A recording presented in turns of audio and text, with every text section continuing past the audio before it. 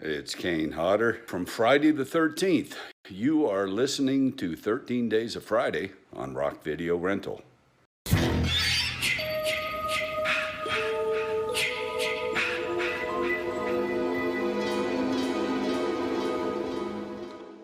What's going on, everybody, and welcome to Rock Video Rental.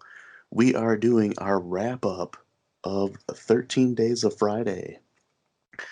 It has been a long journey through the whole series of Friday the 13th. Yes, it has. I feel like they're really missing an opportunity with going Friday the 13th Part 13. Yeah, it is. It is surprising that I mean, 2020 is going to be coming to a close, and they have gone a decade, like the whole entire decade of 2010s. No Friday the 13th movie. Yeah, it's gotta happen. It's probably going to be another reboot, or I guess, it could be a sequel kind of type like they did with Halloween, Hmm. with the Halloween and then Halloween 2018, which was technically supposed to be like a sequel to the original, ignoring all the other ones. So I guess they could probably do that. Are we going to talk about that right now, or is that going to be another Yeah, part? we'll get into that a little bit later. Okay. So coming into this, like everybody knows that I've seen this series numerous times, but you only saw Jason X, and then I made you watch Takes Manhattan like a year or so ago. Mm-hmm. What are your thoughts now that we've seen all of them? Um, I thought it was pretty good. I mean, when we break down we're not going to go in depth, but when we talk about which ones were better than others, definitely had its high points and low points. But I don't know. I mean, it's different to be on this side of it where it's not in the middle, like, because all these movies have been out for over. I mean, the latest one was more than 10 years ago. So there's nothing, especially like when you were experiencing them in the 90s. I that was kind of like in the middle of it a little bit. And so there were some cool nuances with it, but now, I mean, even though I hadn't seen it, it's kind of I feel like it's a little bit of a shame that, I didn't grow up with it a little bit. Mm-hmm. But yeah, no, it's good. I mean, part of it too that I think helps because I'm not really a horror slasher person in general, anyways. But I think the special effects and some of the attention to detail, because of course there was definitely some lack of attention to detail points, was really cool. So I don't know. I went into it trying to, I wouldn't say dissect it, but take it all in compared to if I'd watched it growing up, I would have just sat there to be entertained. So Yeah, I'm trying to think of like the first time I saw this series. It might have been the early 2000s because I know I saw the first one probably in the 90s.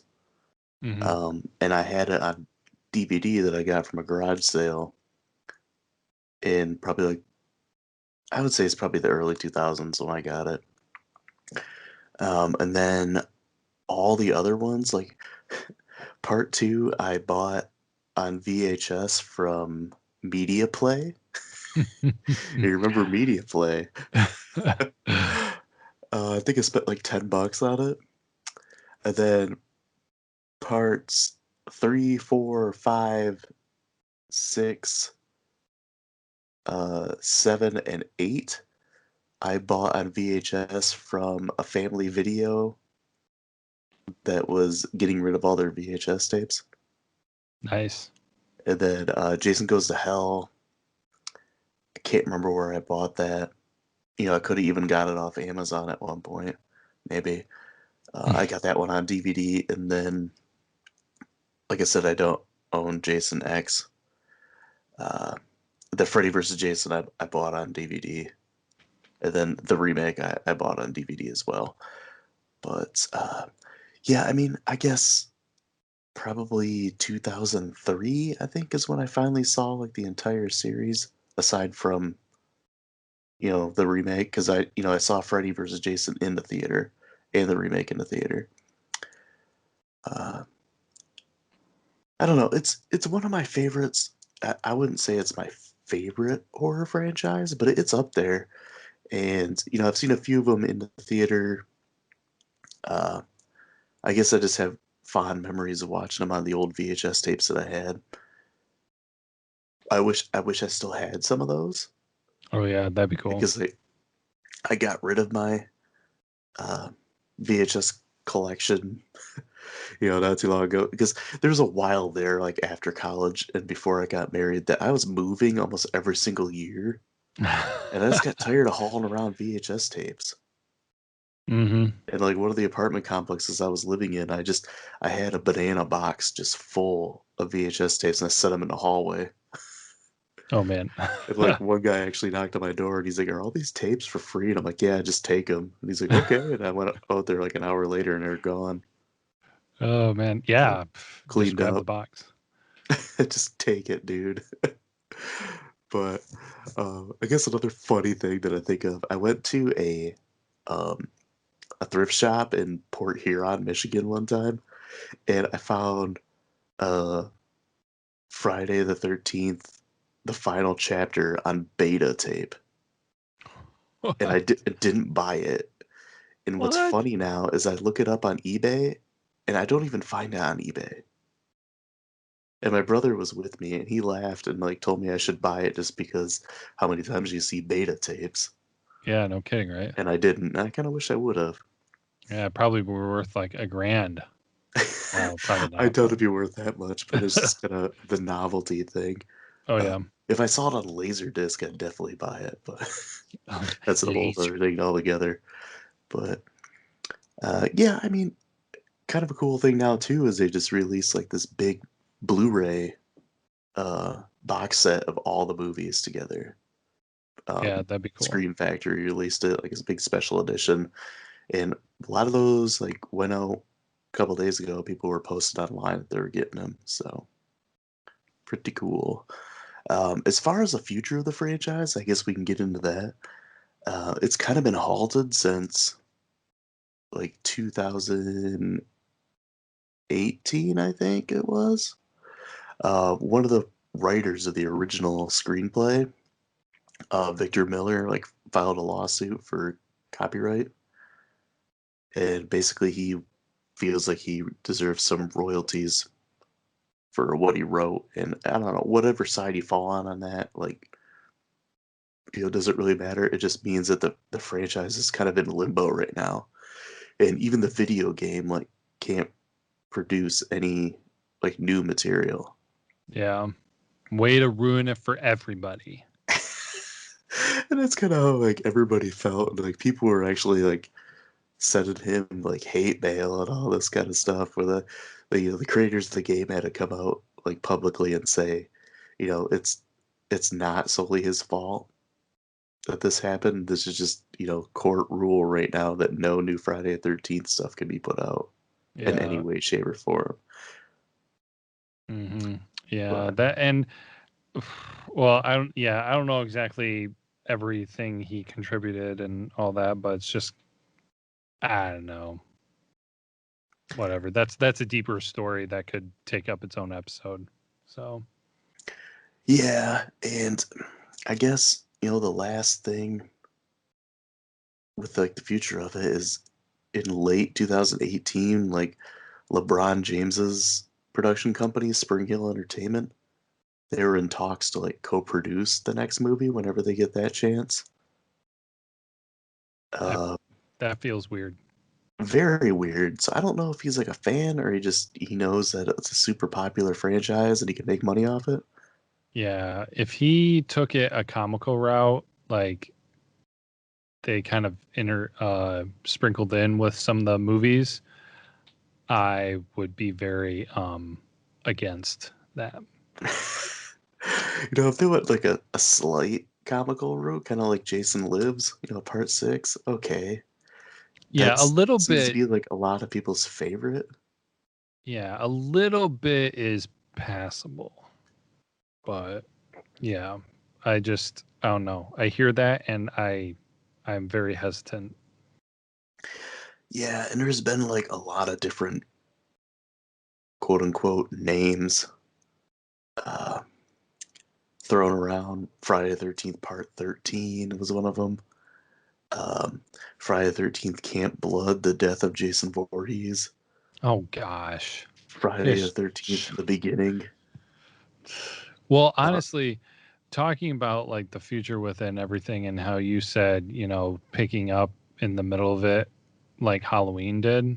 mm, Because you said what's his name expressed interest about maybe returning as an older Tommy Jarvis, right? yeah, Corey Feldman. Yeah. Um, yeah, that'd be kind of interesting. You know, I mean, they're kind of going to do that with the next Halloween sequel because they're making a sequel to the 2018 one. It was Mhm. supposed to come out this year, but because of the whole global pandemic thing, that's been pushed back another year. They're actually going to bring back one of the characters from that in Halloween Kills, which is a dumb title. Um, Killoween. just call it Halloween, like the European metal band from the 80s. Um, I, I guess like the last working title, quote unquote working title that I for a speculated script for the sequel was called Friday the 13th Jason Never Dies, which just sounds like a James Bond movie. Yeah, it does. It does. And it's kind of funny that they did that intro to one of the movies like a James Bond movie. Yeah, and well, that's funny you mentioned that because the guy that wrote that script was Tom McLaughlin, who was the writer and director of Jason Lives that had that James Bond intro. So that'd be kind of interesting, I guess. I don't know. We'll have to kind of see how it goes. Uh, I guess if you were to make another Friday the 13th movie, which direction would you go in? Like, how would you handle it? I feel like the reboot was just done, so don't reboot. Yeah. Um I feel like what would get people most intrigued would be to bring Feldman back as Tommy Jarvis and pick up there. Take it as if you're coming off of part 4, making part 5 in the future with him as the same character. I don't know how you want to do it. If they wanted to even go wild with it and experiment with the theory that people thought he was going to become like a killer Jason in the future. I mean, I guess knock yourself out if you want to try that, but I just think that that is something because the reboot's done and they've tried so many million other things, it seems like, and to have a repeat character with some new elements in it, I think would be an interesting way to go. So, Yeah, I get that. I've had a few different ideas. I agree that like another reboot is just no, no, let's not do that. no. I kind of had the idea of like a prequel, Yeah, you mentioned that. but I feel like that would be more of like a drama than it would be a horror movie. Mm-hmm. Just like, Jason and his life and like up to the drowning thing. And I don't feel like that'd be as popular. I guess I'd maybe like to see that as a short series on like Netflix or something. Mm-hmm. Would be kind of interesting. Um, Aside from that, maybe just if we're gonna go remake, why don't you try to remake Jason Takes Manhattan and actually make it take place in Manhattan? That that could be kind of cool. Because To there was so many like things they could have done in that movie, but with the budgetary restraints, they had to cut back a lot. So we really didn't get what we were promised. And I think honestly, you bringing that up, not getting what people were promised or expecting, I think that's part of the reason why it's people dislike it so much, Hmm. because I watched it as in it is what it is. I wasn't thinking too much like, oh man, this whole thing is going to take place in New York. I mean, it was my first one after Jason X. So, I mean, my expectations were low. Yeah. And so, I mean, I thought it was, you know, okay. And then I thought after watching all of them that it fit, rather well. Yes, would it have been cooler for him to do a lot more in New York? Absolutely. But I didn't take as much of a gut punch from it as a lot of people did when they thought, oh, Jason Takes Manhattan, he's going to be like on a killing spree in New York. So Hmm. that I think is a cool idea to remake that and make it better. So, Yeah, and the final idea I had is what if they got all the survivors from the other movies and like say they had like a story where they had been going to like they've been traumatized since everything that's happened when they were attacked by Jason, and they basically start going to like a support group, hmm, and then like they have a doctor or something like that. I think it's a good idea for them to go back to the Crystal Lake area to be able to kind of cope with what happened to them. And then that's when Jason like comes back and starts terrorizing them. it sounds So like New I Blood mean, a little bit. yeah, a little bit. I mean, you wouldn't be able to have Alice in it because she's the only final girl that's ever been killed off. Yeah. If you think Um, about it. I think that's interesting. Uh, I find it funny that you do that because I just watched in this past week, um, Murder by Death, which is my movie recommendation from another episode, but then also the movie Clue, Hmm. where they purposely like gather people together without them knowing what they're doing, to mansion, and then of course like murders happen, all that kind of stuff. But that makes me think of this where it's just like if somebody like invited everybody to to do something and they didn't know about it, and then they like wind up getting abducted, taken to Crystal Lake, and like somebody's trying to, I don't know, help Jason with like killing the people that I wanted to, but I never got the chance to, kind of a thing. And then call it Friday the 13th, Part 13, Jason's Revenge.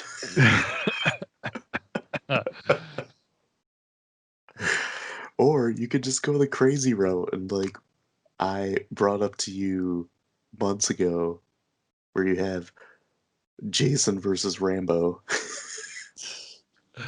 Yeah, well, then you said too about the because they did Freddy versus Jason, Jason versus Michael, and things like that. So Yeah, I mean, the reason why Freddy versus Jason happened is because New Line Cinemas owned yeah.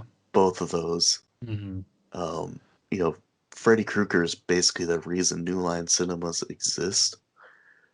Um, and then, New Line doesn't own Halloween. Yeah, well, So that that's would be a difficult. yeah, absolutely. But it's like one of those things where it's just like that it's gonna work. That both those groups of people would be like, "Oh, I got to go see it." Oh, yeah, Ev- that'd be a huge moneymaker. Yeah. So, but yeah, those things are always so political and going through ropes and everything. Oh, now, a very, and I don't know if I heard this, so I'm totally not claiming it as my own, but something that I feel like would be totally, um, I feel like totally fitting because they did the whole play with Freddy versus Jason. Freddy's afraid of fire. Jason's kind of afraid of water Yeah. thing. Um, Jason versus the Swamp Thing. Oh, just go complete like absurdity with it. Yeah. I Which mean, is funny because I think Wes Craven directed Swamp Thing, didn't he? oh And he man, also directed Nightmare on Elm Street. there you go. I mean, he wouldn't be able to direct this one because he's dead. So there's that. Um, I guess, maybe a Freddy versus Jason 2, but I really don't want to see another Nightmare on Elm Street movie that doesn't have Robert Englund in it as Freddy. Yeah, Where no, with Jason, he can be played by different people. You just throw a mask on him. mhm. But with Freddy, like, Robert Englund is so much that character. It's, I guess they've done it with James Bond, where it's been a different guy a whole bunch of Yeah, times, but but I don't know, it's different to me. well, James Bond, they always do like a certain amount of movies. Like I don't think there's been one person who's done it for like one movie, you know. They've always produced several movies. Right. So, but I mean, Well, yeah, I there guess was one. There was that George Lazenby. oh, really? He only did once? Yeah. Oh, shows you how much I know about Bond. But I mean, I guess somebody would, if they're going to continue the Nightmare on Elm Street, somebody would have to pick up the mantle of playing Freddy anyways. So, but Yeah. Yes. Yeah, I think it's George Lazenby. He was in one movie. I don't know. We're not talking about James Bond, but um, yeah, I don't know. There's a few different directions they could take it in, but even if they made a sequel that just takes place after Jason Takes Manhattan and just ignore the dumpster fires after that, true. um, I don't know. That'd be kind of interesting. Yeah, well, I feel now it's kind of like an appropriate time to place it because maybe even you said this, I'm not sure, but since there are 12 of them, it really feels like it's divided into thirds. Yeah. Because yeah, the first four very similar. I mean, a lot of great things working together, and then I mean the fourth one's called the final chapter. But then 5 through 8 have a similar feel. Like they still feel really on point. But they have I like a comedic, like, I don't know, a slight comedic feel to it. Because you start getting that in 5, where you get kind of like some ridiculous characters. And then, yeah, 6 is more of a horror comedy. And then, 7 has kind of its supernatural element. uh, element to it. And then, part 8 is just the absurdity of it all. Yeah. So it's kind of like Friday the 13th with a little bit more, nothing too extreme. But then the last four really get crazy. I mean, Jason Goes to Hell. Oh my, just kill me now. Why does this movie even exist?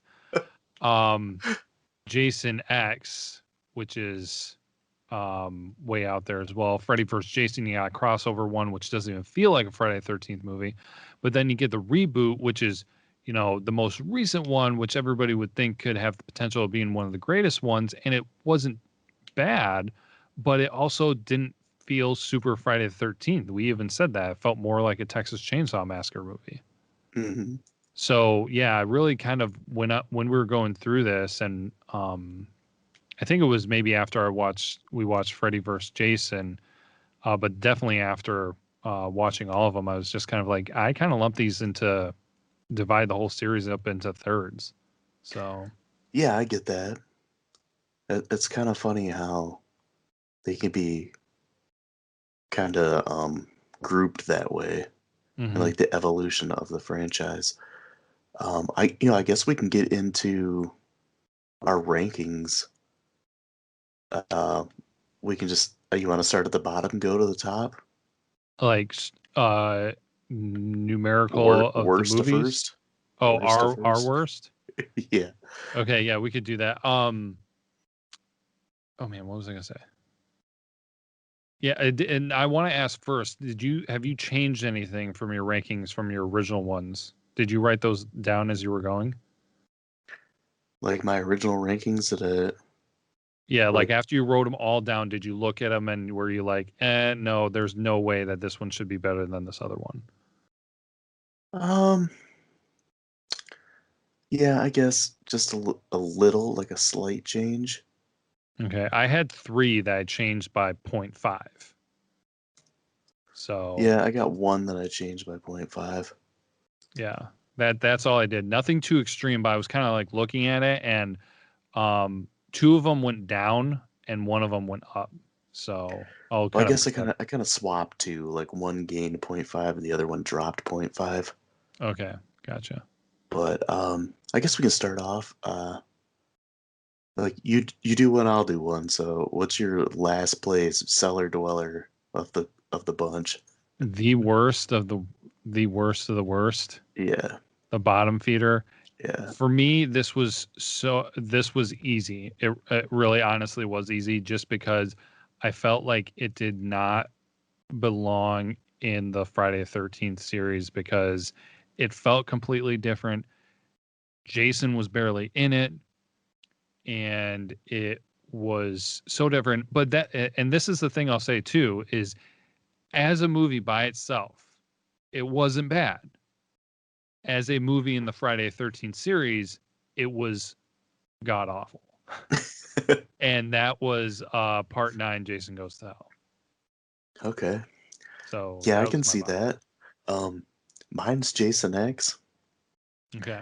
I guess what makes Jason Goes to Hell a little bit, you know, if I was to give these like, because we only went on like half points, Mm-hmm. like I gave Jason X a 0.5. Um, and I mean, we'll get into our grades later, but if I was to give Jason Goes to Hell a grade, like right around that, it'd be like 0.7. Like they're pretty much, pretty much neck and neck with how terrible they are. I guess the reason Jason X takes the cake as the worst is just because it's so corny and like the whole idea of Jason goes to space is just annoying to me. Where, you know, I hate the idea of Jason being like this demon slug thing that can transfer into people and possess them, but at least it was taken seriously. Yeah, but you talked even about the added element that was kind of pleasant about the comical elements added starting between 5 and 8. Yeah, but I feel like, you know, something like Jason Lives was a it wasn't so much in your face comedy Mm-hmm. as like where you roll your eyes with things like or Jason X where uh you know that the android blows Jason's head off and then goes yeah, like that just every time I see that just pisses me off. Like seriously, we had to add that. This is dumb. and um and I get that because I mean basically we're flip flopped. Like I have Jason Goes to Hell is the worst, then Jason X, and you have vice versa. yeah, But the thing that I think gave Jason X the leg up was the fact that it was still Jason and still Friday the 13th, and he's still hunting and killing people. And Jason Goes to Hell. Jason was like not in it at all, and it was weird, random possessed people killing other people. right. So that was, I think, the determining factor for me on why Jason Goes to Hell should be at the bottom compared to Jason X. Okay, yeah, I mean I can see both sides of that, and it's funny that we had the two both at the bottom. Yeah, I mean it's okay. Well, It's okay for you to admit that I'm right and you're wrong. I hate your face. I guess we might as well just go to like our 10th Okay. one since we know the our 12th and 11th. Uh, I'll go with mine. My 10th place one is part 5, A New Beginning, Yes.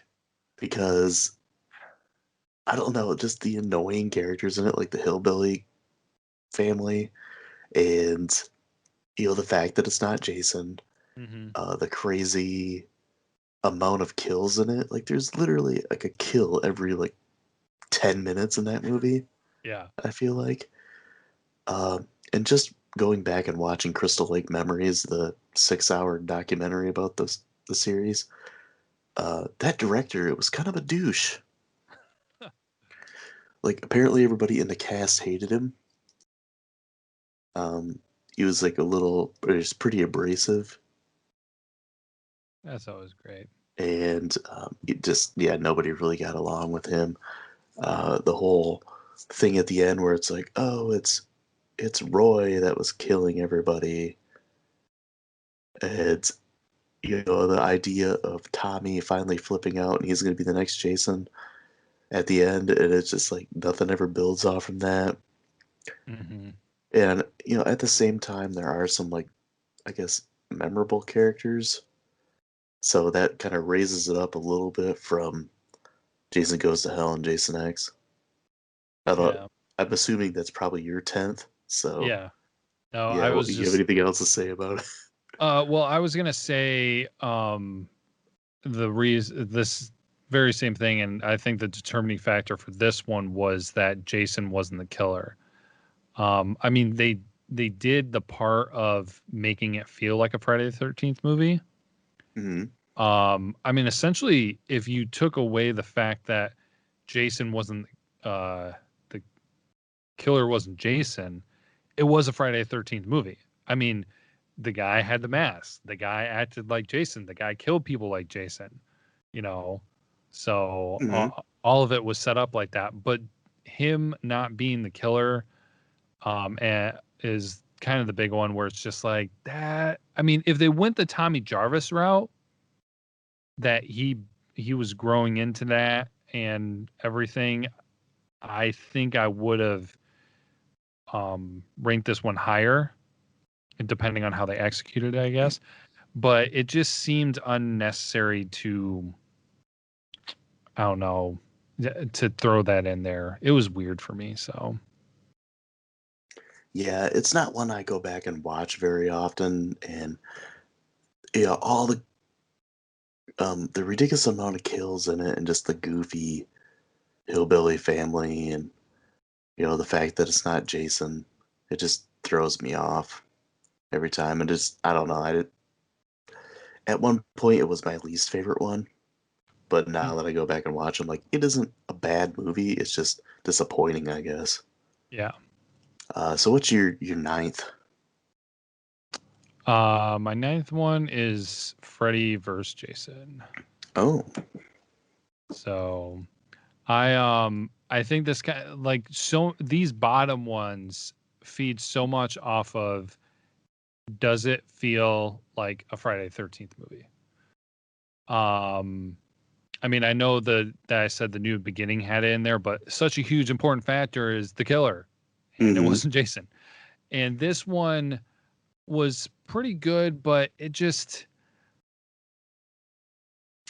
I don't know. I mean, it's kind of tricky because of balancing out the idea of, okay, this is supposed to be a crossover movie, so it's not gonna feel completely like a Friday the 13th movie. And maybe part of it too was kind of like my confusion of trying to understand what Freddy can and cannot do. So maybe if I knew more of the Nightmare on Elm Street um story, maybe it wouldn't have been so rough for me. But yeah, mine was then Freddy vs. Jason. So Yeah, we'll have to get you up to speed in the Nightmare on Elm Street series. That might be one of the next series that we go through. Because we've talked about that. Like, this was kind of interesting to do. We'd have to kind of run through some other series, not even just horror movies, just yeah. some other movie series. Yeah, this has been popular. So I mean, I think that this is kind of a thing we'll have to do. Now, granted, I don't know that there are going to be many series that we do that are going to have 12 movies. Unless we decide to go crazy and do every 007 movie. Oh my gosh. Or That maybe would by the take time we get around to doing oh gosh, not Need for Speed. Fast and Furious. Yeah, Fast and Furious, maybe they'll have Or 12 out by then. Godzilla. Oh gosh, no. We I have to mean, have Craig on here every episode. that would be a lot of movies. So my ninth one, I had a hard time choosing from like now on. Um, I'm gonna go with the remake. Okay. I don't think it's as bad as everybody says it is. A lot of people say it's the worst of the bunch, and it's not a bad movie. Yes, like the Jason characters is different from the other movies, but the still like the whole beginning, that the 25-minute intro has that Friday the 13th feel to me. Mm-hmm. And I don't know, it seemed fresh, and they changed a couple little things, but I feel like some of the stuff they did change was for the better Yeah. and kind of made it feel new. There are some things I don't like like I said before, like there's no characters you really root for. They're all kind of just lame or douchebags. Yeah. So it's better than the Nightmare on Elm Street remake for sure, Mm-hmm. which I hate. So I had a hard time placing this one. I just kind of settled on 9 because of some of the other movies. Uh, Nice. I guess I can go right into my 8, which is funny because my 8th one is number 8. Jason Takes Ah, Manhattan. nice. So it's the same for me too. It's funny because I've mentioned this before that I enjoy this movie and I find it pretty entertaining. At the same time, I realize it's not a good movie. Mm-hmm. Kind of Yeah. like in the way that I really enjoy the movies Deadly Prey and Miami Connection. Okay. Like they're not great movies, but they're fun, I guess, and entertaining. And some of the stuff's so bad that it's good. Uh, I mean, this Jason Takes Manhattan is a way better movie than those. So I guess that's really not the best comparison. But when I first saw this, I thought it was horrible. I thought it was just stupid. Some of the kills I thought were ridiculous, like with the guy with his head getting punched off. But now that I've watched it a few times, I guess it's kind of grown on me, like Halloween 3 has grown on me. Mm-hmm. And it's one of them I've rewatched more than others in this series. Okay. Yeah. No. I mean, I had the same one. I mean, these movies are slowly like climbing out of the hole of like I don't know I don't know exactly how to sum it up very briefly, but like I have a vision in my head of what the Friday 13th series genre films should fit in. And all these movies are so far from it, and they're slowly like climbing out of it to getting close to fitting in that spectrum. And so this one takes a step even closer to being, what you might normally think of a Friday the 13th, Jason and the series and everything. Hmm. But it had some out there stuff and some unexplained loose ends, and definitely had it was kind of like an afterthought thing, but definitely a little disappointing that more wasn't done with it in the city. I mean, heck, it didn't even have to be shot in New York City, but the fact that so little of it took place in the city. Yeah, I agree. And there's a lot of things that were never explained, like the main girl's link with Jason. Mm-hmm. Yeah. There was a lot going on that didn't get answered. But Yeah. Like, where did the dog go? I told you, he just got the heck out of there, and then he came back when Jason was gone. He was smart. He went out and hung out with Lucky and Shadow and Chance from Homeward And Bound. Muffin from part 2. Uh, so what's your 7th one? My seventh one then is one you've already mentioned, so that is the reboot. All right. So this one, like I already mentioned before, it felt more like a Texas Chainsaw Massacre movie than a Friday the 13th movie, but I Mm-hmm. thought it was in general good. Yep. Like I feel like this is kind of for me. So we're at what? You said this is 7, right? Yeah. Um, that this is kind of where everything takes a turn. Like we're in the good portion of things now. Like all the suck has already happened. And so now we're in the good part. And I liked it that beginning intro part was just phenomenal. It is disappointing that they didn't, because it's almost kind of like one of those things where, as you mentioned, maybe they should reboot or redo Jason Takes Manhattan. If they do, honestly, they should kind of just give the people what they want. Where after I watched that intro of the reboot, it's like, just make the whole movie like this. Screw the stories, have one main character to focus on, but just like, that was awesome. So yeah, now granted, there were the concerns and the issues of like Jason's a little bit too smart. He's setting traps and doing some weird things. But yeah, so we're on a good trajectory now. I feel like this is a good spot for the reboot. So yeah. My number 7 is Freddy vs. Jason. okay. I probably think more highly of it because I'm a big fan of the Nightmare on Elm Street franchise, and I understand more of it, I guess. Plus, I saw this one in theater. I don't know. I feel like it was very difficult to put these two big characters together in how they interact with each other, and I feel like they handled it fairly well. Yeah. The acting isn't that bad. Some of the kills are memorable, and it was just really cool seeing, Freddy Krueger and Jason Voorhees together in a movie. And like versus movies don't happen very often. Other than this one, I can think of Alien versus Predator, and that's pretty much it. Unless you're going back to like the Universal movies where you got, Frankenstein meets the Wolfman and all that kind of stuff. Oh yeah. No, that's a good point. Yeah. So, I guess it was more of a novelty movie than anything, and it's entertaining, I'll say that. So, it's kind of middle of the road for me.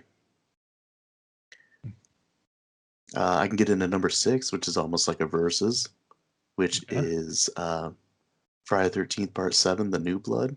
And I say it's kind of a versus because it's pretty much Jason versus Carrie.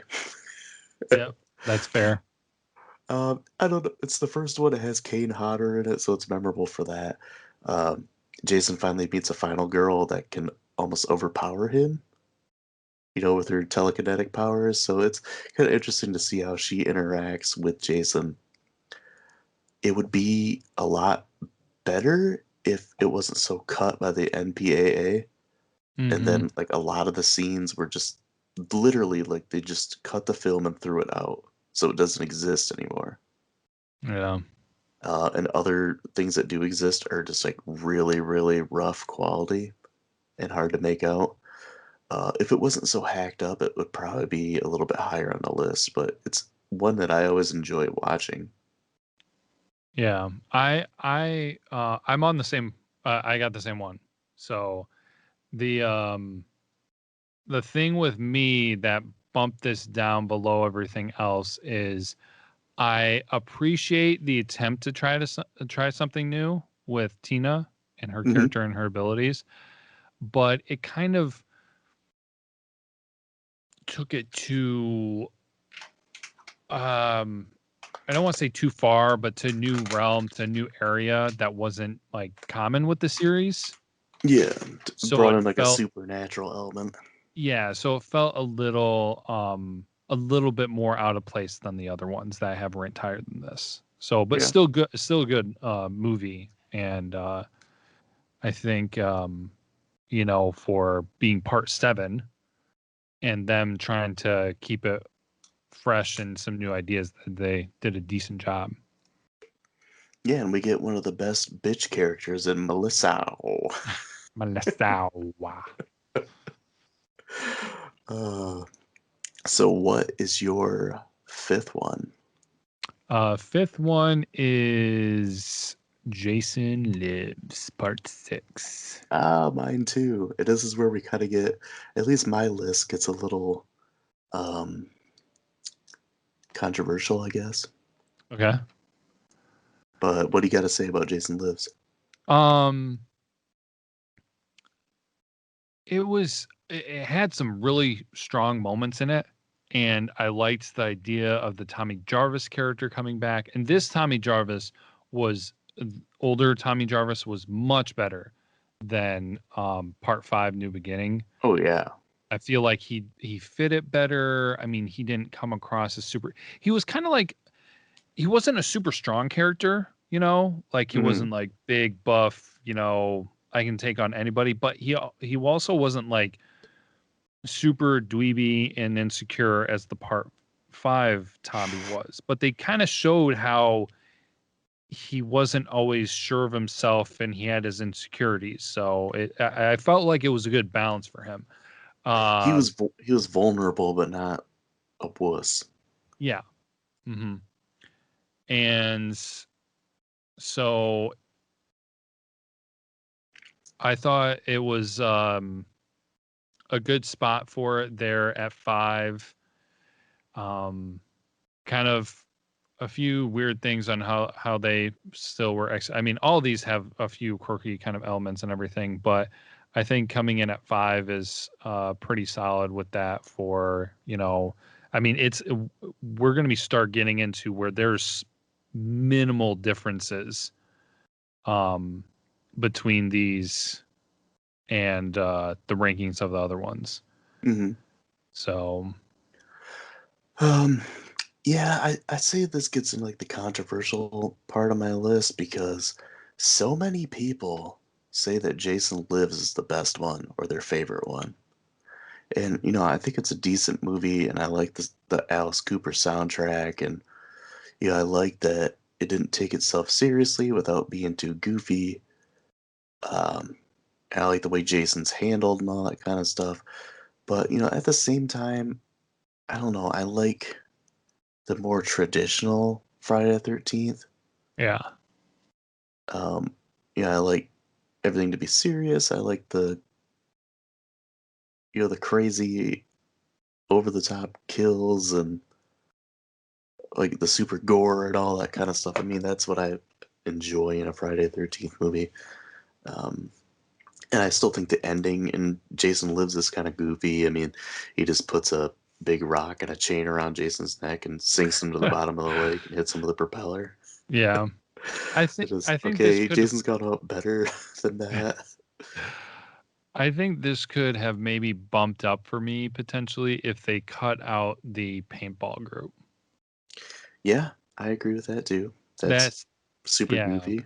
Yeah, it added too much goofy to it and it just was really random. Like it's just like this is a completely blatant, you're just putting people in here for body count.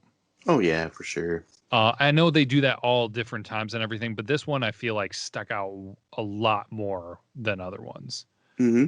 So Um, yeah, and I mean my next one, so my fourth place one is the original Friday the 13th, which is one a lot of people really hate on. But I really don't understand how you can hate on it when it started the whole franchise. yeah, I mean, it's not the best movie.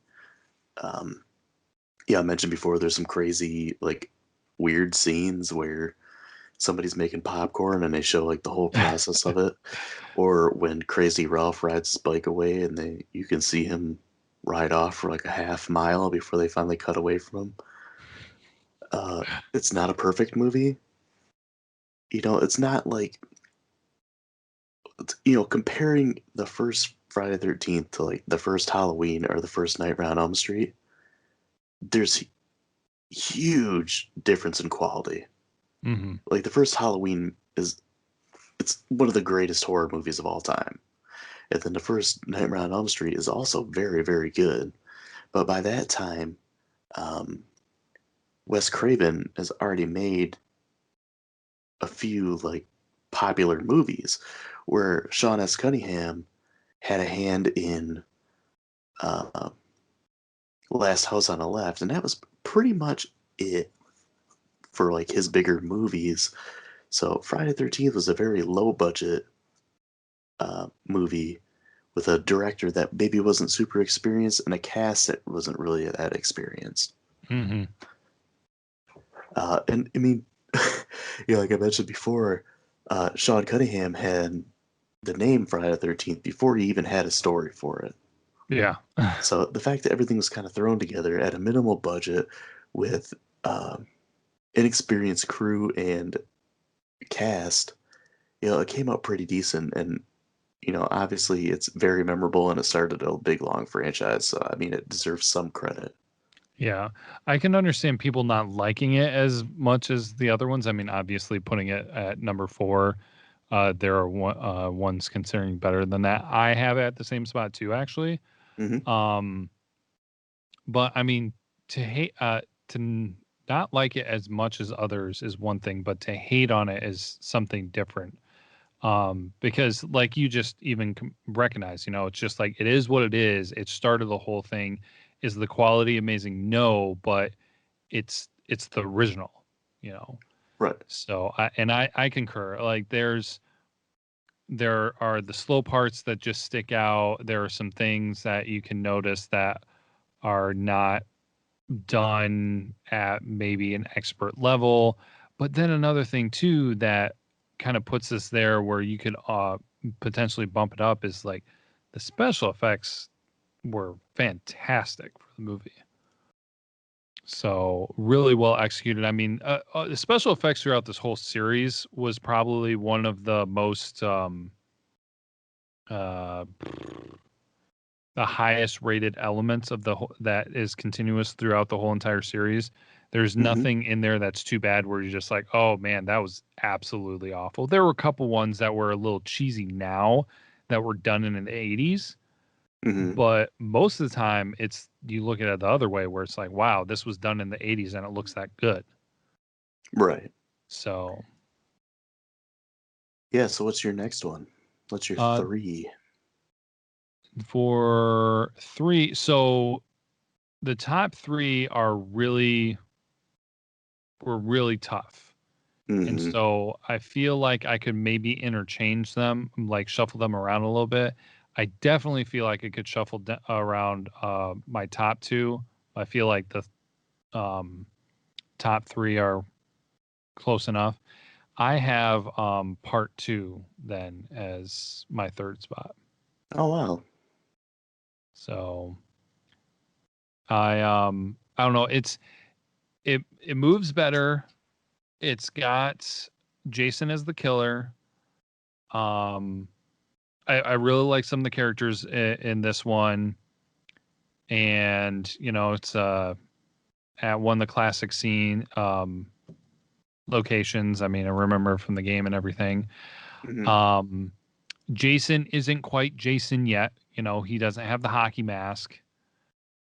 Um, so yeah, this is a tough one. I don't think this one would get up to the first spot, but I feel like this one could be interchanged between 2 and 3. So, but I have a third spot right now. Nice. Yeah, my third spot is part 3. Okay. It's one that I really enjoy, and I think I've probably seen part 3 more than any of them, except for maybe the first one. Um, and I think it's just like the characters in it. I like the characters a lot. Um, some of the 3D stuff is a little corny now to look back on, but I guess I can kind of look past it and just kind of chalk that up to, hey, that they were trying to just do the best they could to make it an enjoyable experience for people in the theater. Mm-hmm. Um, I don't know. It's like Jason gets the hockey mask in it. You got memorable characters like, um, the final girl played by Dana Kimmel, and you get Shelly is a really memorable character, and even like the biker gang, they're pretty memorable too. Yeah, Fox. Um, Yeah. yeah, and then just some of the other characters you get.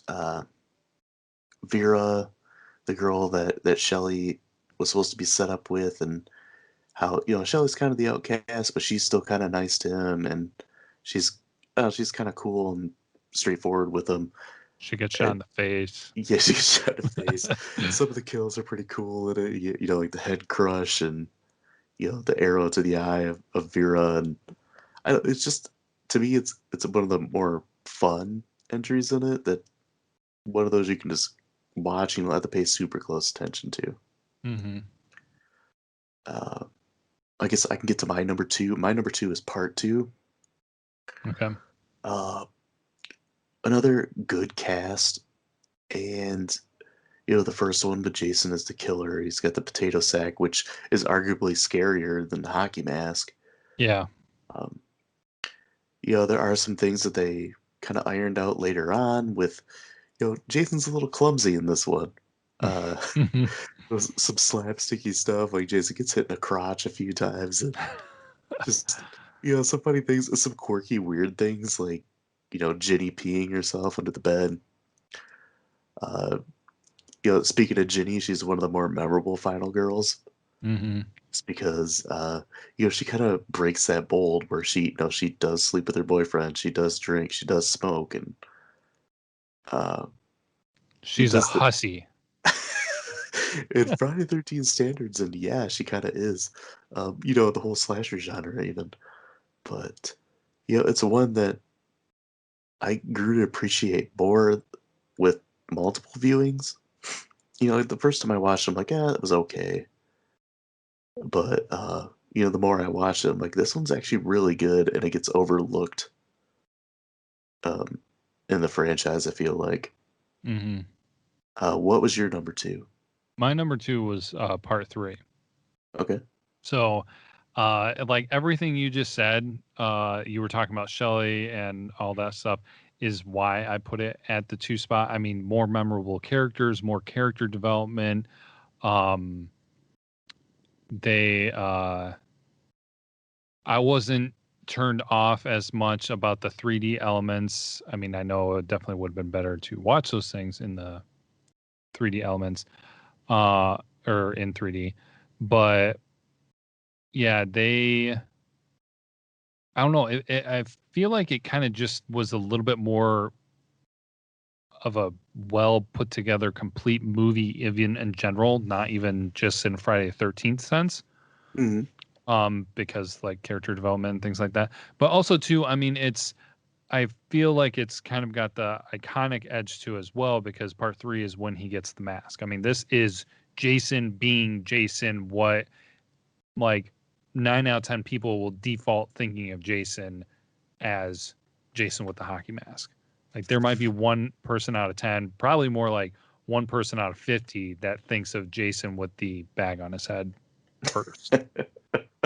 So It's that. yeah, but yeah, so this, I mean, it just kind of was more of that iconic movie for me, and putting it ahead of part two then. So that was my second one. So then that means we both have the same first one. Which is kind of funny. Yeah, Friday the 13th, the final chapter. That's almost widely considered the best one by a lot of people. Mm-hmm. I feel like it takes everything that was good in the first three Friday the 13th movies and kind of mixes them all together. Mm-hmm.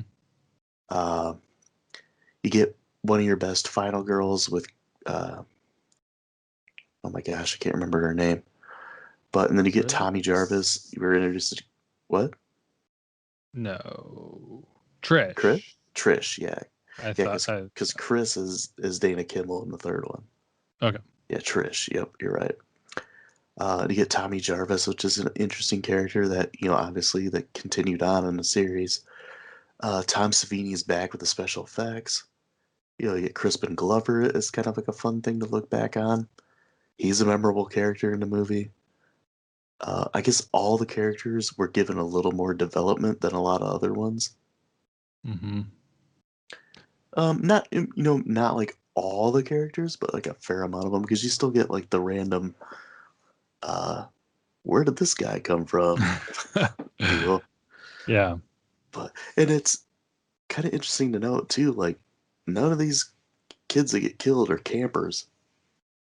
Oh yeah. Like the one house is just a bunch of I'm assuming like college students that are there just to party, and then the people next door are just a family that lives there. Yeah, there was the one guy who was camping out by And he was, himself. yeah, and he was looking for his sister who was killed in the second one. Mm-hmm. Yeah, I mean, there's a lot of memorable kills in it. You know, I said memorable characters. The acting is pretty solid. The look of Jason's pretty solid. How Jason dies is great. Mm-hmm. It's just an all-around fun movie, and yeah, I think it is the best of the series. Now, before I say a few things about it, I believe you would know this, but did you know there was an alternative ending to this? Um, Like, there's actually footage of it without the audio. I think I might know, but I can't think of what it is. If you say something, I might jog my memory. Okay, I actually just watched it tonight. I was like going through my notes and everything and looking up some stuff, and I watched some of the final scenes just to kind of refresh my memory. Okay. And then this YouTube thing popped up about alternative ending to part 4. And so essentially what it was is after Tommy kills Jason, it's the next morning Okay. and they're inside the house. Trish wakes up because she hears police sirens. She's trying to get their attention. Tommy wakes up. She sends him out to go get the cops. And then she kind of like sits down and is just trying to like recoup. And then water starts dripping from the ceiling. Okay. And she goes upstairs into the bathroom. And of course, the curtain is drawn on the tub where the water's coming from. And she opens it and she finds her mom's body. Yeah, and they cut that. Yeah. And then while she's looking at her mom, like her eyes open and Hmm. Jason is behind her and like he swings and then she wakes up in like a hospital bed or something. Yep. Yeah, I saw the footage of, or like a clip or a still or something of the mom in a bathtub full of blood. Yeah. I saw that before, and they mentioned that a little bit in the um, Crystal Lake Memories Mhm. documentary, which is, you know, if you have 6 hours to devote towards it, it's worth a watch. It's definitely a I'll watch this over a week kind of thing. Um, yeah, they got like some interesting backstories and stuff in it. Yeah. Well, mentioning that, I feel like one of the things, because I mean, we talked about this in plenty of the episodes and everything, but one of the things that might be, I don't know if I say most memorable, but a reputation for Friday the 13th that is not a good reputation for it is that they just know how to botch endings. Yeah. Yeah. And so, like, it still shocks me about how the first one ended and they chose like they had the ending. They Hmm. had the ending. And then they're like, let's say something else real quick. It's like, You know what it reminds me of? Have you ever seen the episode of Seinfeld where George decides he's going to start leaving on a high note? Like he'll tell a joke at work and everybody laughs, so then he just gets up and leaves for the day. I may have seen that one. That's it for me. You've been great. Which is what they should have did in this series a lot. Yeah. So that it just but then like they continued that theme. Like it's just like, okay, we watched it in the first one, so let's just do it for every single one where we put some weird thing at the end that doesn't make any sense. Hmm. I don't Pretty know. much. Anyways. Well, you mentioned that a big part of the movie series that was good, and we never really had any that looked terrible, and that's the kills and the special effects. Mm-hmm. You want to get into like favorite kills? Sure. Real quick before you do, I find it interesting that half of the rankings we had the same rankings. That's kind of funny. Yeah. So we at the 10 spot we both had New Beginning. 8 we had Takes Manhattan, 6 New Blood, 5 Jason Lives, 4 Part 1, and number 1 was Part 4. Which, I had a hard time with 1, 2, and 3 on this. Yeah. Well, I mean, Because it'll change like by the week pretty much for me, where, part 3 is my favorite, sometimes part 2 I think is the best, and then part 4. yeah. So we're the same. And that's the thing where it comes into dividing this series and the whole series into thirds, because our top 4 are the same top 4. Just in different order. Yeah, our next 4, we have 3 of the same 4. So then that goes to the same for the bottom 4. I mean, so it really kind of divides up pretty well there. But anyways, I digress. Yes, onto the best part probably of Friday 13th. I'll just go through my 5, and then do you want to do your 5? Yeah, sure. Okay. There's really aren't in any kind of order. The ones that I always remember, so I got 2 from part 3. There's one where Andy is walking on his hands and gets a machete to the crotch. It like splits him down the middle, and he crumples to the ground, and like the camera is coming up through the floor. Not only is that like a really gruesome kill, it's a really cool camera angle. The other one for part 3 that I got is when Rick gets his head crushed and his eye pops out. That's one of those. Looking back at it, it looks really dated because the head looks really fake. Yeah. But it's still just like a fun idea, and honestly, they took that for the game, so Yeah. obviously a very memorable kill. Mm-hmm. And then I got one from part 4, which is Jason's death, where Tommy buries the machete into his head. Jason falls down and then slides down the blade. Oh yeah. That one is really gruesome, and when I saw it in theater earlier this year, I think it was early this year.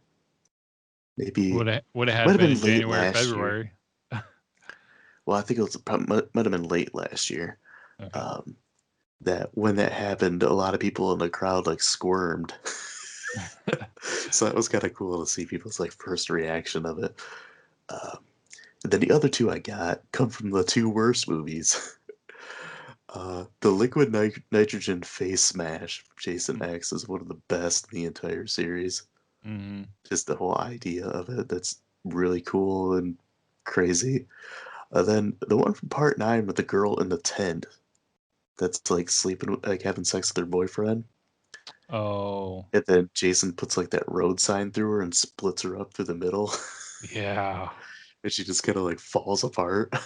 Yeah. That one like always gets me, and I'm like, oh, because it's just to see it coming, and it's really brutal. Mm-hmm. No, So that what are your 5? the 5 that I that I feel have to be mentioned, the one that will always forever stick with me, because it was from the first one that I saw, and so that's Jason X, and it's kind of surprising because this is the one that stuck with me more than the liquid nitrogen. Mm-hmm. Not saying that I think it's better, but it's just like every once in a while, you're doing something, or maybe I'm playing a video game or something, and how the character was killed, just like pops into my head. And that was the corkscrew spiral kill, Yeah. where I think all Jason did was like push or punch him, and he fell onto the corkscrew, and he like spun down Spiraled it. down. Yeah. Yeah. And then one that I have to mention, just because iconic is not the right word for it, but it was kind of, I laughed at it, and I'll always remember it, is when the wheelchair guy died. Yep. The machete to the face of Mark. Yeah, and then he rolled down the stairs. Yeah, that was. I made like a list of all the ones that I really remembered and like enjoyed, Mm-hmm. and that was on there. Nice. And This one happened a couple times, so I can't remember exactly which ones it was in, but when he would punch through somebody's chest, Mm-hmm. I want to say that was done 2 or 3 times. Yeah, I think right around there. Yeah, I feel like that was just kind of more of a classic one. Another cool one to kind of that I feel kind of plays off of the liquid nitrogen is definitely the metal grate suction. Mm-hmm. Um, then the last one that I'll mention um, that I'll always kind of remember and think of from the series, and this is kind of a two-parter too, is the sleeping bag kill. Oh yeah, from part 7 and from Jason X. Yeah, I mean, I think I'll usually think of Jason X first, just because I mean, obviously it's a little bit more extravagant.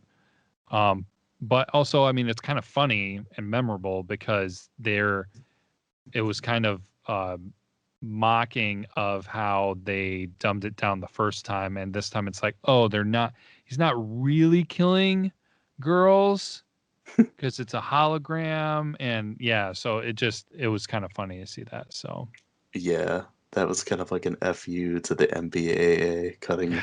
part 7 so bad.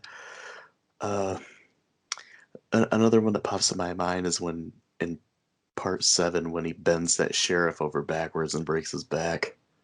I had That that one's really down. brutal. I had that down along with in Freddy vs. Jason when the guy gets bent in half in the bed. Oh yeah, Yeah. similar. Mm-hmm. Uh, I could say, we didn't talk about having this, but just thinking about what the worst kill is, and I think it's in part 4, that one twin that just gets thrown out the window and lands on a car. That one always just annoys me. I'm like, you could have like all these crazy special effects in that one, and then you do something like that. And I'm like, would that person even die? They'd just be Yeah. hurt pretty bad because like it's not like she fell out of a skyscraper. She fell out of like a 2-story house. Yeah, they should have probably had her fall into something. Yeah, Um, she should have got like impaled on something or something. yeah.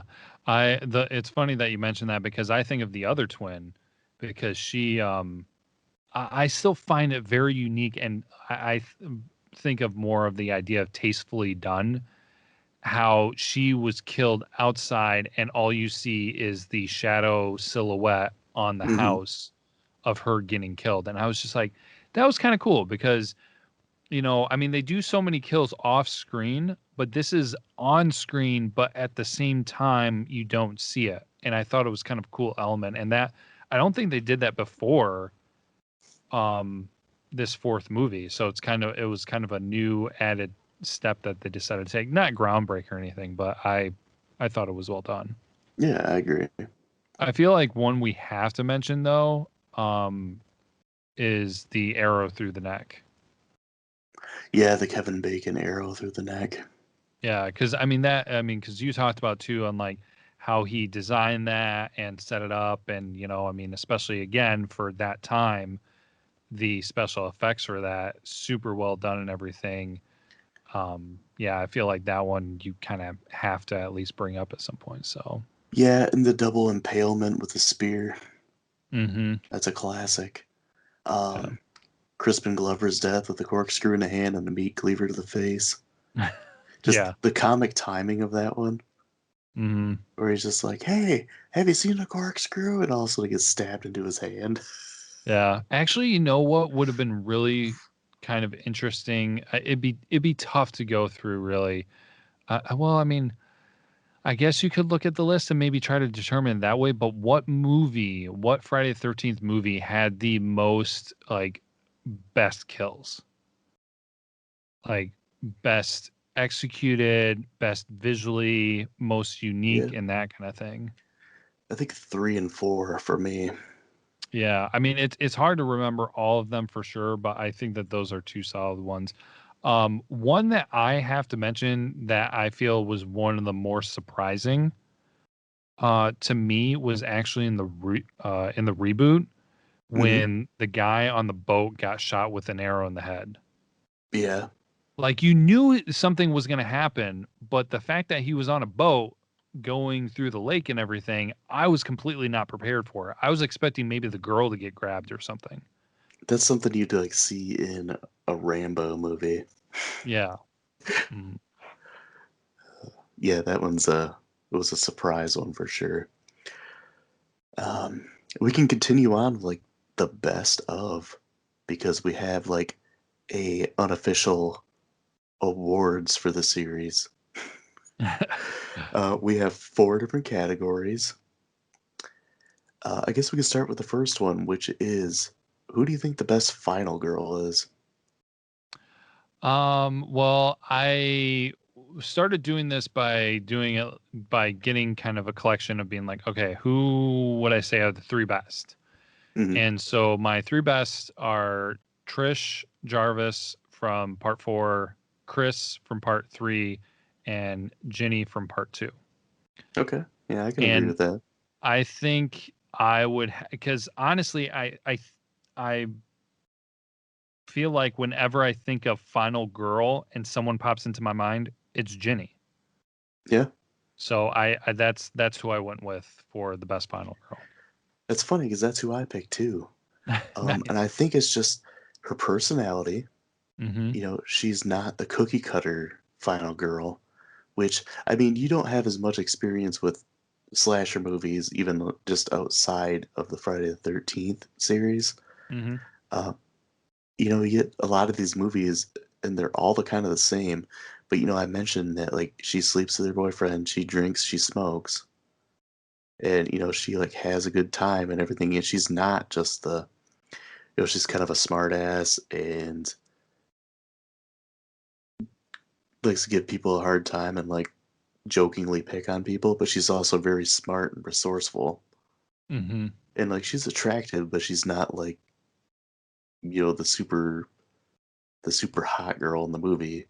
Yeah. Unlike some of the other um few horror movies that I've seen, she's not. And this I feel like this was kind of true with a couple of them, at least with the final girls in the Friday 13th series. So I don't know if it's common in any others, but she wasn't like over sexualized as you would see in a lot of other horror movies. Oh yeah. So, And she's also pretty independent too. Like, yeah, Paul helps her like a decent amount in the movie, but she isn't, you know, at the same time that she's afraid, she still is strong enough to face Jason. hmm So I think that's why I think she's probably the best of the whole series. And I agree with the other two. You know, Chris is pretty decent and Trish is good. I also think that Alice in the first one was a decent final girl. yeah. I mean, talk about Paul, was there ever confirmation if he died? No, we don't know because, you know, Paul was there when And then he Jason jumped wasn't. through the window, and then when the paramedics came, um, Ginny kept asking, "Where's Paul?" No one ever said anything. Hmm. So yeah. Next category I got. What's the best Jason look? What's the best looking Jason of the series? Um,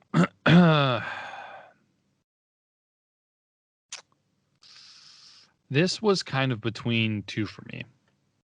One was classic Jason. Um, Actually, the first time he got the hockey mask, I feel like that is who I think of a lot when I think of Jason. Okay. He's the one that kind of comes to mind. But I think my favorite one on how I like the look and everything was part 7 New Beginning. Okay. Because they had a pretty cool look to him. You know, he was one of the like The water New Blood, you chasing mean? uh New Blood. Yes, Yeah, sorry. New Beginnings Part 5. New something. It was one of the new ones. The new Coke. Okay. Yeah, you know, Part 7 is a popular look for one because, you know, even Jason under the mask in that one is pretty cool looking. hmm Um, I still think my favorite is Part 3. You know, once Jason gets the mask, you know, like you mentioned, that's the first one where he does have the mask. And he's not too big, he's not too small. Uh, it's like the first time he had the iconic look, and that's just probably part 3 and 4 are the ones I think of when I think of Jason. Mm-hmm. Uh, Well, then too, like another thing to attribute with part 3 is like I felt he kind of looked and resembled what I would think the young Jason would turn into. Like he was not only was his face deformed, but his body was deformed and his neck was weird. Like you could tell, mhm. like he was even with his mask on, that he was weird looking. Yeah, And not so I quite think, right. yeah, so I think that kind of added a nice element to it. Yeah, I agree. So sticking with Jason, who do you think the best Jason is? Like the best actor? Um, I was had two that I was deciding between, and I mean, I think anybody cannot consider it seriously without having Kane Hodder near or Hmm. at the top. And so I was going between him and his multiple performances, and then Richard Brooker from Part 3. Okay. As you know, I mean, since that was the look, it was also the performance that he did too. So I wound up though settling. Well, I shouldn't say settling. Picking then Kane Hodder. Maybe it was the fact that he had multiple performances, and it seemed like he perfected it. Yeah, for Um, sure. but yeah, Brooker has had an iconic look with it too. So those two were at the top, but I went with Kane Hodder in the end. Yeah, those are kind of the two I was picking between as well. Ted White was another one from part 4. Okay, yeah, he was on my list. So But yeah, I think you pretty much have to give it to Kane Hodder. Um, just like the little things he added, the heavy breathing that he would have as his Jason. The way he played Jason is Jason was always just like super pissed off, hmm where he was just violent and throwing things, and like his kills that he did were all about strength. I mean, Kane's a big dude. hmm He's like 6'4" and like 250 pounds. Like he's a big guy. So it's believable that he's going to be manhandling like these skinny teenagers, uh, and it's obvious that you know Kane loves being Jason, yeah. and it wasn't his choice to stop being Jason. Like they didn't want him for Freddy versus Jason, and you can see in the Crystal Lake memories that it still bothers him to this day that they didn't ask him to play Jason. Yeah. Well, actually, ironically enough, I mean, as if you've been listening to these episodes and everything, he does our intro. Hmm. So we were able to get him to answer a question for us too, which, did you want to share that now, or do you want that at the end of the episode? Let's just do it at the end of the episode because I got one more category to go through here. Okay. So I'm thinking we might have the same character for this one. Who is the most memorable character that's not a Final Girl or Jason? Um, so I'm a little bit kind of torn with this because I um I think I'm a little bit influenced from well, it wouldn't be my second experience completely with the Friday the 13th series was actually the game. Hmm. And so a character in that game that was very well represented was actually Tommy Jarvis Hmm. from part 6. Yeah, part 6. So that he really sticks out to me. I think I know where you're going to go. So I kind of felt like saying that I think, honestly, for me, it might be Tommy Jarvis. Another one that just really sticks out to me now, but again, this is kind of association with something else. But the fact that McFly playing the character of Jimmy was in it, Yeah. that totally is like I did not totally did not realize that. I knew about Kevin Bacon. I was kind of prepared for Kevin Bacon, but then the character of Jimmy, I was just like out of nowhere for me. So Yeah, I think my most memorable. I thought about Tommy, and I figured you might pick Tommy, so I was like, I'll kind of go with a different one. But one that always stands out to me is Shelley. yeah, I kind I of feel thought so. like I listened to a podcast. It was in Voorhees We Trust with Gorley and Rust, and they talked about part three, and they made a case for, Chris is the final girl, but Shelley's the main character because he's the only one that they give like any real kind of like backstory to, Mm-hmm. and they make him a little sympathetic. Uh, he kind of explains who he is and how he feels more than any of the other characters. Yeah. So you get like a time to know him and to kind of like appreciate the character. So like when he dies, it's kind of shocking and surprising. Yeah. And they almost tried mimicking that with the Jimmy character in the next movie, because he was a little bit nerdy, quirky, and then they gave a little story feeling about him in the car where he was trying to explain his problems and his issues. Yeah, and then his But douchey friend picking on him. yeah, but definitely, if you compare those two characters side by side, though, like Shelley is definitely the one that would stand out to most everyone. Yeah. So So the last thing I have on here is the grades. So yeah. we've been grading these all the way through, keeping track, writing them down. I'll just run through mine really quick. You want to run through yours, and then we'll give like our average. Okay. So part one, I gave a 3.5. Part two, I gave a 4.5. Part three, I gave a 4. Part four, I gave a 5. Part five, I gave a 1.5. Big drop off. uh, part six, I gave a 3.5. Part seven, I gave a 3. Part eight's a 2.5. Part nine's a 1. Jason X is a 0.5. Freddy vs. Jason's a 3. And the remake is a 2. Okay. What was 1, 2, 3 real quick for you again? 3.5, 4.5, 4. Okay. I'm kind of like tallying things up, and I have a sheet going here. So,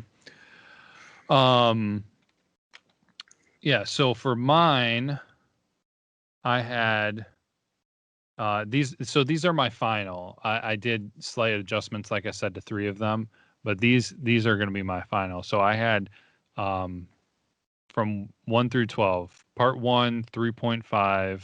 Part 2, 4. Part 3, 4. Part 4, 4.5. 5 is a 1.5.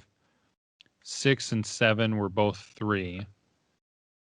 Part 8, Jason Takes Manhattan, was 2.5. Then we get to the final third, and this is where everything falls off. Jason Goes to Hell, 0.5. Jason X, 1. Freddy vs. Jason, 2. The reboot, 3. Okay. So my average score, and I'll probably just round it up because we're only going half points. I came up with a 2.83, so I'm going to okay. round that up just to a 3. Okay. Mine was a 2.7. So I guess maybe you would round that down to 2.5. Okay, yeah. But yeah, I none of mine hit 5 like yours did. So, but actually looking at it now, really quickly, like dividing things into third. I haven't done the exact math, but you'd be looking at the first 4. My average would be 4. The second 4, my average would be 3. And then the final 4, my average would probably be like 1.5. Yeah, and mine would be right around there too. Yeah. That's kind of funny. Yeah, definite decline. Mm-hmm.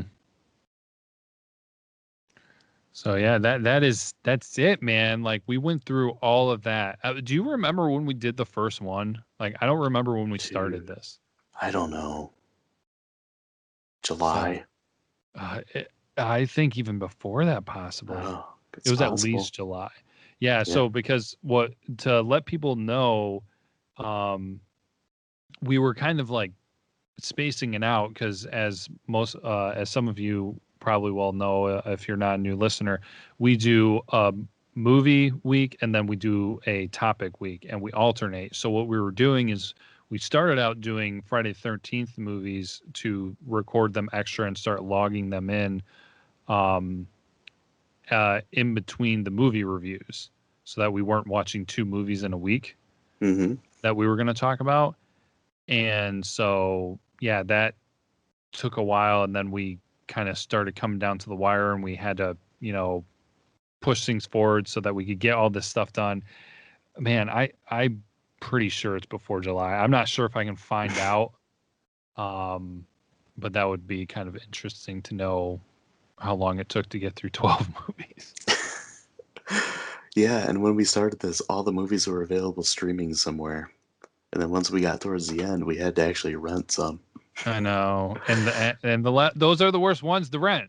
I know, of course. But yeah, it's been a long journey. And I mean, we'll have to hit on some other series as well, because I know I had a good time doing this. Yeah, no, I think it's good. I mean, it is very interesting. I think we should try to focus on stuff that we either both haven't seen or maybe like one of us is really familiar with and the other one isn't, because I feel like some people would be interested and kind of appreciate where there's two very different perspectives Yeah, on, I on agree. these movies. So Yeah, and I mean, I guess the best way to wrap this up is to get to the question from Kane Hodder. So we'll have that right at the end. Hope you guys enjoyed 13 Days of Friday. Like I said, we're gonna come up with another series another time too. We'll promote it for a while before we release it, so you guys have some time to like prepare, maybe go through and watch all of them if you want. Until then, be kind, rewind. It's Kane Hodder from Friday the 13th. Best memory I have of playing the Jason character is being in Times Square. I've talked about it a lot, but it was incredible to be in the middle of Times Square in the full costume. One night only, but never took the mask off.